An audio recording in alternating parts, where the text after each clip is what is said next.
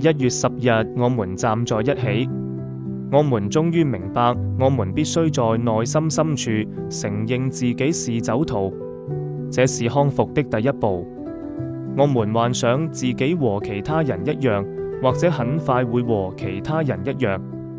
這種幻想必須予以摧毀。是酒者護戒協會第24頁。因為我無法有節制地飲酒，所以我來到了協會。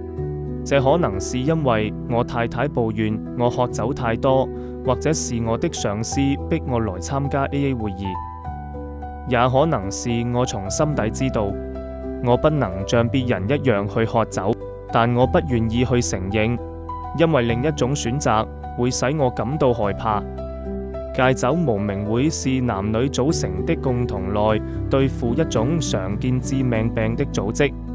我們每個會員的生命都和其他會員聯繫在一起，就像海上救生艇中的幸存者一樣。如果我們齊心合力，我們就能安全到達岸上。